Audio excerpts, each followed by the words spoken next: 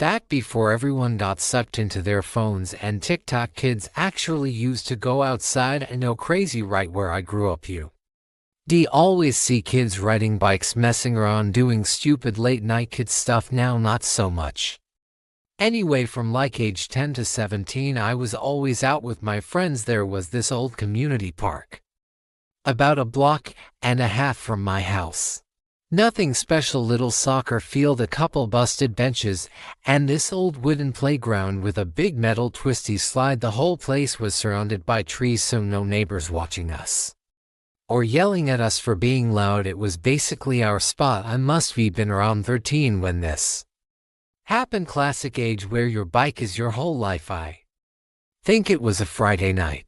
We had biked to some small burger place earlier, then headed over to my buddy Evan's house. There were like 6 of us at first, but once his mom came outside yelling about the noise, half the guys dipped.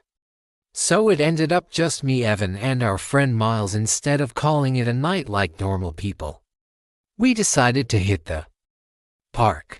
It was only a 5-minute ride, and honestly, riding your bike at night hits different. Feels calm, empty, like the whole world asleep. But we got to the park and climbed up onto the playground. There was this little spot underneath the main platform where we'd always hang out. Felt kinda like a secret fort. We were down there talking when Evan suddenly goes, "Yo, shut up a sec, you hear that?" We go quiet, nothing. He laughs it off, but a couple minutes later we all hear it, a thud like a footstep above us. We get up, look around, nobody, total dead quiet. We go back to sitting, and then it happens, a voice, a kid's voice coming from inside the metal slide. All 3 of us froze. It didn't sound far. It didn't sound muffled. It sounded like someone was literally sitting inside the slide. I walked over, my heart was pounding like crazy, and I said, "Hey, someone in there." A tiny voice whispered back, "Hi dude." I swear I felt my soul leave my body. My friends heard it too. We all looked at each other like, "Nah man, no way." Asked again, "Yo, do you need help?" Silence, thinking maybe some little kid was actually stuck. I crawled up into the slide and went down. I was fully expecting some toddler to pop into view, but the slide was empty, completely empty. I scrambled up and checked the whole playground. Nobody, no movement in the trees, no footsteps, nothing. We were already freaked out, but then the voice came again. Same little kid voice, same spot inside the slide. "Catch me." Nope, nope, nope, nope. We ran to our bikes so fast we almost fell over, then booked it back to my house like we were being chased by a demon. We hid in my backyard, trying not to breathe too loud because my dad would lose it if we woke him up. We were whispering about what the hell had just happened when someone knocked on my backyard gate. Not banging, not rattling, knocking like a neighbor asking to borrow sugar. I said, "Who's out there?" A woman answered really calmly, "Hello." Then she asked, "Were you boys just at the park?" We all looked at each other like, "No way, no freaking way." We all looked at each other like, "No way, no freaking way." There's this little crack in the gate where you can see through. I leaned forward to look, and she was already staring right at me. This middle-aged woman with this huge creepy grin on her face. Didn't blink, didn't move, just stared straight at me. Through the crack I jumped back instantly. I told her, "I know, wrong house." She said, "Are you sure?" Dragging the words out like she already knew the answer. Miles yelled, "No, we weren't there." The woman said, "All right, thanks." Anyway, I peeked again, just to make sure she was leaving. She wasn't. She was still there, still smiling, still staring right through the crack. That was it. We ran inside my house and locked the door behind us.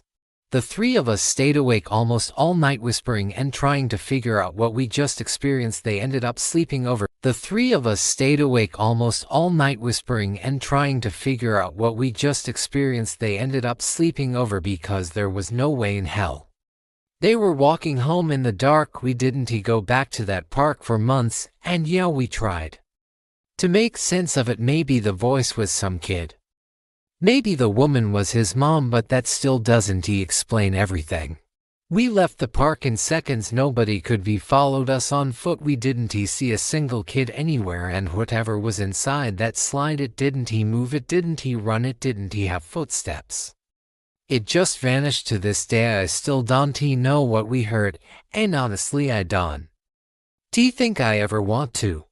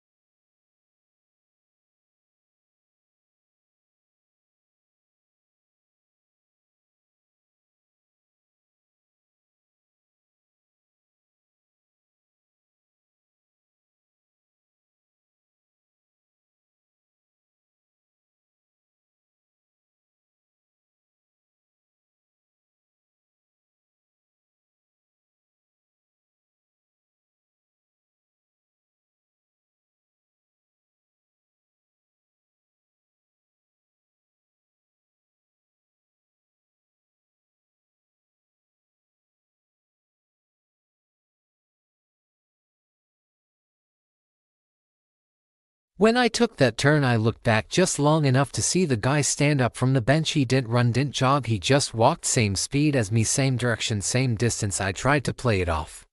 Pulled out my phone, pretended I was calling someone. He didn't care, he didn't even pretend not to stare, so I picked up my pace. He did too. I could hear him behind me, each step landing just a second after mine, like he was intentionally trying to match me. My heartbeat was punching through my ribs. At this point, I didn't know if I should sprint or scream or just keep walking like nothing was happening. The closest exit gate was maybe 100 feet ahead. I broke into a jog. He did too. I finally snapped and ran full sprint until I burst out of the trail and onto Birchwood Street, where the houses were lit and cars were parked. I spun around, breathing like I just finished a marathon. He was standing just inside the tree line, not chasing, not hiding, just watching. The hood, the dark outline, the way he stood so still, it made me feel like ice water had replaced my blood. I don't remember getting home, just shaking so hard I could barely get my keys into the door. I hope that was the end of it. It wasn't. A few days later, I went back to Pine Hollow Park during the day to calm myself. Sun out, people around, kids playing, felt harmless again. I walked past the same bench the guy was sitting on. Something was carved into the wood, deep scratches, messy letters, almost unreadable. I leaned closer. It looked like it said, "I see you," or something close to it. Some of the letters were smudged, like someone carved them fast and didn't want them to be clear. I stepped back so fast I almost tripped, took a photo, left immediately after that. The weird stuff started happening everywhere, not just the park. Shadows moving in the corner of my car I'd never seen before, parked across from my building. A figure standing at the end of my street that would step back into the darkness the second I looked directly at it. Everyone said I was paranoid. It's all in your head, you've been stressed from work. But I know what I saw, I know what I felt. Then came the night that confirmed it wasn't my imagination. I was jogging near the park on the street, not inside, when I saw him again, standing just inside the trees, same height, same hoodie, same frozen and natural stillness. I swear he was standing there before I even stepped onto the street, like he'd been waiting, watching. I didn't run this time. I didn't even breathe. I just walked to my car as calmly as I could, locked the doors, and drove off like my life depended on it. I never went back to Pine Hollow Park again, but sometimes, even now, I still get that feeling. That crawling sensation on the back of my neck, like someone's eyes are on me. I'll hear faint footsteps outside my door, see a shadow slip behind a tree when I am coming home.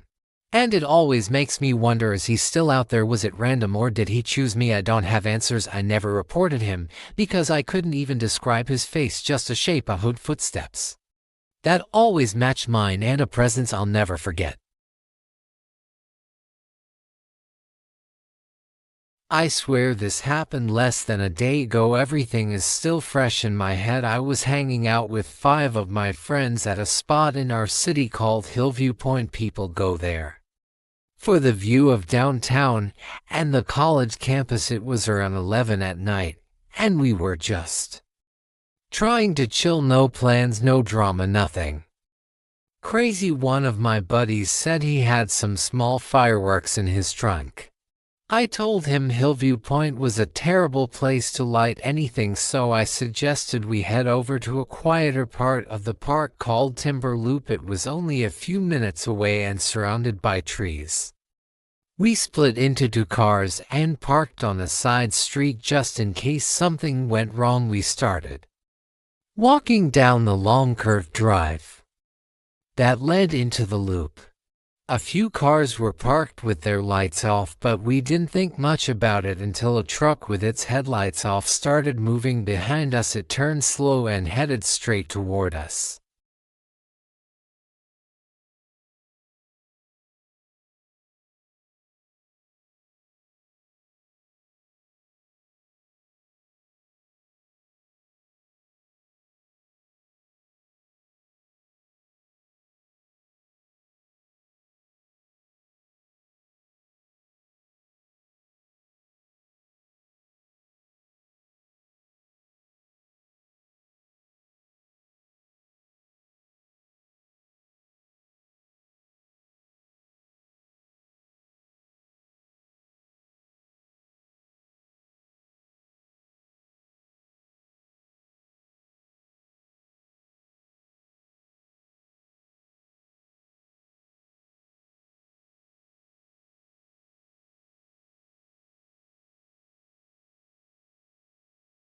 Two guys from the truck ran into the woods with flashlights. They were searching both from the trees and from the road above us. We stayed flat on the ground hoping they wouldn't look down. After a while the truck drove back onto the street and pulled away. The other headlights disappeared too, but we never saw the men come out. One friend realized he lost his phone somewhere in the woods. We found it fast, but getting out was the hard part. We couldn't use lights because we didn't want them spotting us. We were grouped with another friend who hid near the loop. He said one of the men ran right past him holding something like a knife. That was enough for us. We sprinted toward the road that led out of the loop, but the same truck was parked near the exit. We cut through the woods again and finally reached a main road. The truck didn't follow us out. We took back streets to reach our cars. I am never going back to Timber Loop again.